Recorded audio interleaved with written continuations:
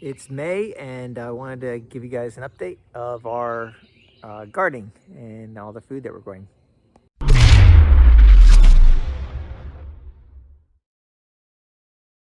Last month, I was just in the process of putting this garden bed in over here. This one I built myself. The ones over there, we had somebody come in and build it for us because it was a quicker turnaround. But this one we need a little bit more space. And so you can see there's a little bit of difference. I built it level at the top, so it had to be a little bit taller on the downhill side than on the uphill side. Of course, I got the cage around here, the fencing, to keep the dogs out because we caught them in there again eating the compost. Currently, we have daisies, butterfly Rudbeckia cappuccino. That's quite interesting. I have no idea what that is. Orange calendula. Actually looks pretty good. You can see there's something going on with the leaves. I think it looks like maybe just dirt. Hopefully it's not any kind of infection or problem like that. But that happens to be all of this here. It's looking good, actually. Different stages of growth, so that's pretty nice. Over here, a couple of changes that we did is we planted our 3 blueberry bushes, which there's one there, a teeny one there. Another one here. It's not looking so happy, but this one's nice and happy over here. We had to extend our little fencing out this way to keep the dogs from just peeing all over them. And so it essentially expanded our garden area a little bit. You can see there's a lot of green going on in here. In this bed, you can see that our hot peppers and our tomatoes are starting to come up. So the tomatoes are actually pretty small for tomatoes. I could have sworn they grew a lot faster when we did it last year, but they're going to grow up, and we'll get them growing onto this lattice work over here. And these are going to be hot peppers. I don't see any kind of peppers on them yet, but they're starting to come out pretty good. On the next bed over, it looks like we have onions. These they look like spring onions, but I think we're trying to, instead of popping them early for spring onions, we're trying to let them grow to be a lot bigger bulbs for regular onions. And then this is going to be cantaloupe. There's only, looks like only 3 plants over here because cantaloupe need a lot of space so that they don't have to fight with other plants for nutrition. So we're just giving it a try to see if we can get cantaloupe to grow. And it's looking pretty good. Over on this side here, it's our green ice lettuce. And what's interesting, I think this is where Carol has already harvested some, and then she's had to cut them back down. And she's been having actual salads from this lettuce. This is butter crunch lettuce on this side, and green ice lettuce on this side. So that's neat. On this side here, we got some cucumbers going. 2 different kinds, or the same kind, but still cucumbers. And something is starting to grow up in the vines or the lattice work already. These are going to be peas. Oh, and you can actually see there's some peas going on here. So I don't know if this is good, but I guess it does. It looks normal, but there's some peas on here. Might have to start harvesting them soon. I don't know, but we're paying attention. Carol knows all the time frames that we have to start doing things with this, but they're starting to grow on the lattice work. I'm assuming they're going to grow pretty tall, so we'll have to let that go for a little bit. Over on this side here, this is going to be, I guess these are all strawberry plants because they all look a little bit alike. But they actually had little strawberries growing on them, and Carol had to go ahead and trim them back and take the strawberries off of them, because if you let the strawberries grow too soon, you're only going to have those initial strawberries. You need to let them spread out so the nutrients will go across wider.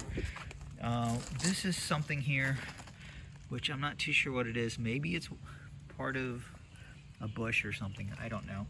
but this is our watermelon. And again, these are all spaced out. There's only, looks like 1, 2, 3, 4 of them because they need approximately this much distance between them to grow properly. Back around this side, this is all of our potatoes. I didn't realize that potatoes grew up so tall.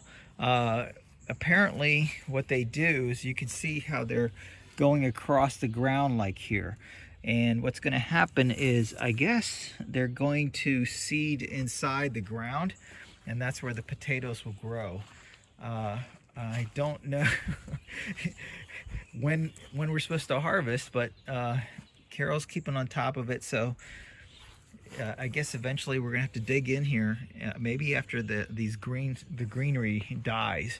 But this is pretty thick for all of our potatoes. Oh, I do want to point out all of our nice artwork over here on our shed. Looks like a beautiful garden. And in our greenhouse, I didn't realize it, but I believe this is going to be a pineapple tree. I don't know if it's going to stay there or we have to stick it out in the ground somewhere, but it's growing nicely. It was just a little stub before. It's getting pretty thick. I don't know what this is, but this is got some pretty flowers on it. And we've got something else starting up in here, which I don't see what it is. And some prep soil over here. One thing I did do in the greenhouse, I pointed this out earlier, we've got the oil heater right here connected to this, so that whenever it dips below, let's say 70 degrees, it's going to engage the heat to bring the temperature back up. But this actually does cooling as well. So when it gets above 75 degrees or something like that, it's going to turn on the other outlet. There's 2 outlets there. And I installed a vent fan down there so that it'll blow out all the hot air.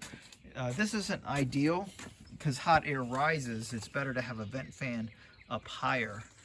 And this is a little loose there.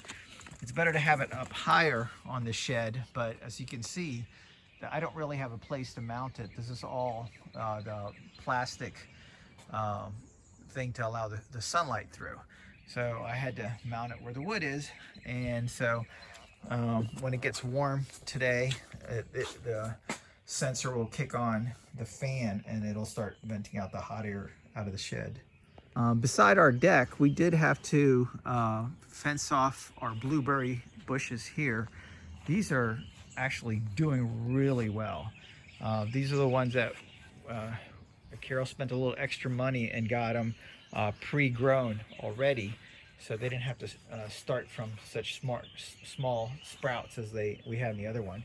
But you can see I had to put the 3-foot fence around all of them to keep the dogs out. Eventually, next project is going to be, we're going to build a huge mesh netting over all of this to try to keep the birds away from it when they start blooming. And actually, you can see blueberries are starting to show up here. And this is the time to try to protect it from the birds. And we have the doggies up there. Hi, Jeepers. And Harley's always hiding. But one other thing I did to make life a little bit easier is I bought one of these nice garden hose things that it's got a 100-foot hose on it so that it can spool out to the entire yard as we need it. And that's been working good so far. So another place that we just started planting is over in this corner of our yard. You can see that we fenced off this area here. We had some additional compost that we got. I rototilled it all up. I put the compost down, and these are actually going to be sunflower plants. I don't know if those are the actual Sprouts Farm or if it's just weeds, but something's popping up. We tend to have a huge roll of sunflower plants going up here, and we're going to see how it works to harvest them. To put this up here, what we did is we've been needing to stain the whole fence here, but we haven't had time. So I went ahead and stained just this one section. So this portion is done getting stained, and only from up to there and all the way around the whole yard still has to be stained. So that's going to be a nice weekend waster. Coming back to the back of the yard here, behind the greenhouse, over here last time I actually had a hole in the fence here. This is where I cut out a section of the fence to be able to get the lawn tractor or the tractor through there. You can see this right here. I've got a new gate added up there. I essentially took the existing fence section that was like this, took just 2 boards out. I took off that board and that board there, and I slid in the angles that are required to make it an actual gate. This will hold the weight of the gate as it swings, so it'll prevent sag. And also, you notice the different colors. This is all our old fence wood that I repurposed. So that was a no-cost essential gate that I did off the existing panel that I had taken off before. Let me see. So just temporarily, I don't have this super locked down yet. What do I have? There we go. There we go. And you can see now we have a working gate. Keep the dogs in. I don't have to put a jury rig of fencing in to try to keep the dogs in. Back here, I've got actually this completed. This is our compost pile. It's not really compost yet. Right now it's just topsoil. We're burying all of our food waste out here. I built this here so that we could make our own compost for doing potting and stuff. What's waiting on is I'm waiting for a delivery from Chip Drop. They give you wood chips from arborists that are taking down trees in the area. And once I have that, I'm going to put a good layer, maybe 3 or 4 inches of wood chips on there. And I'm going to rototill it all into it and then cover it up with tarp. And that heat, as it generates, is going to dry it out really good, and will eventually make good compost material for us. Yep. Talking about rototilling, this is the cheap rototiller. Well, it's not really cheap. It's a rototiller that I bought. I didn't want to get a gas-powered rototiller because I don't need that much power, and this is really small. We'll use it just for really small areas, and I'm going to use it to keep the compost pile back there rototilled. It's just your standard electric one that you can get from Lowe's. It uses the Cobalt battery series here, so that I can actually use the same battery that we use in our weed trimmer over here. There we go, just like that. And it works pretty good. So it's just the size that we need. It's not going to do a big farm field or anything, but it works for us.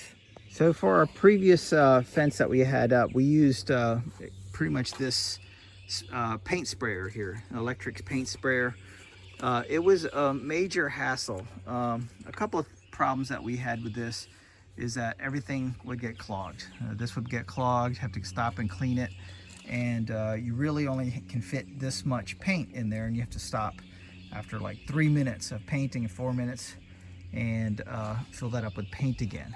So for the fence that we're going to have to do here, we're going to be using stain, but instead of trying to reuse this small paint sprayer again, we got almost a commercial one. And there's the dogs again. Hi Jeepers, hi Harley. They're guarding the deck. So you can see the new paint sprayer that we got. It's it doesn't require an air compressor, but it's kind of like an air compressor one. You just have to plug it in. It's electric. And you can see the pickup tube down here. This is can do either, you can just put a gallon of paint underneath there, or a 5-gallon can of paint. And that's what we're going to end up doing when we do the fence. is getting a whole 5 gallons, and that way we don't have to stop and do it. I've already used it once. It's still sparkling clean. Everything attaches nice and neat and easy cleanup. So it's just a much nicer system, and in the long run it's going to be a great investment. We're going to use it definitely for our fence. Not too sure what else we have to paint, but I know that Michael is going to be painting his house pretty soon, and it's going to be very useful for everybody else that needs to use it as well. And lastly, we have here inside the sunroom, we've got some basil actually growing now. So this is looking really good, and it smells really good. So we're going to be adding it to our rice. And our sunroom is just beautiful because Carol's got all these plants going. And this is quite interesting, right? Whatever this thing is a plant. You just stick it in some water and let the roots grow, and then you can plant it, and it'll become a real full bush again, kind of like this. I think that's what it's going to end up becoming. But yeah, that makes our sunroom really pleasant with all the plants and greenery that Carol puts together. That's pretty much it for this month, and hopefully next month you're going to see even more. Thanks.